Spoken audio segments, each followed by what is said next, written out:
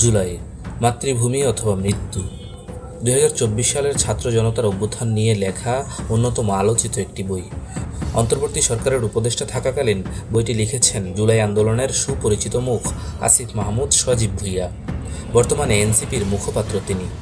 আসিফ মাহমুদ এই বইটি জুলাই গণঅভ্যুত্থানের শহীদ ও আহতদের উৎসর্গ করেছেন। বইটির বিশেষ একটি গুরুত্বপূর্ণ দিক হল এর ভূমিকা লিখেছেন নোবেলজয়ী ডক্টর মোহাম্মদ ইউনূস।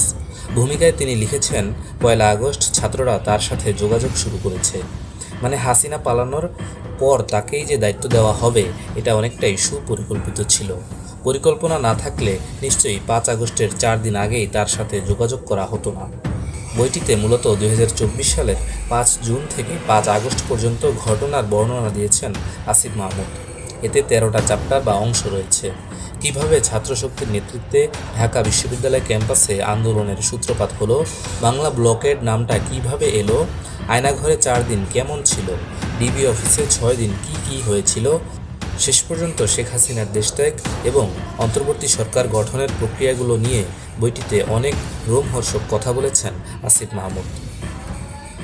বইটি পড়ে আমার মনে হয়েছে আসিফ মাহমুদ, নাহিদ ইসলাম বা মাহফুজ আলমরা ছাড়াও এই আন্দোলনের নেপথ্যে আরও একটা বড় শক্তি অনেক কলকাঠি নেড়েছে। আরও অনেক স্টেক হোল্ডার ছিল যা সম্পর্কে আসিফ মাহমুদ তেমন একটা জ্ঞান রাখেন না বা জানেন না। আরেকটা বিষয় হলো, আসিফ মাহমুদ যেহেতু রেগুলার লেখক নয়, তাই বইটি অনেকটা ঘটনার সাবলীল বর্ণনা হয়ে গেছে, অনেকটা রসকসহীন লেখা। তবে সামগ্রিকভাবে বইটি পড়ে খুবই ভালো লেগেছে। জুলাই আন্দোলনের অন্যতম একটি প্রামাণ্য দলিল লাল মলাটের এই বই। দুর্ভাগ্যবশত কোনোদিন যদি শেখ হাসিনা ক্ষমতায় আসতে পারে, তাহলে এই বই যে নিষিদ্ধ হবে তাতে কোনো সন্দেহ নেই।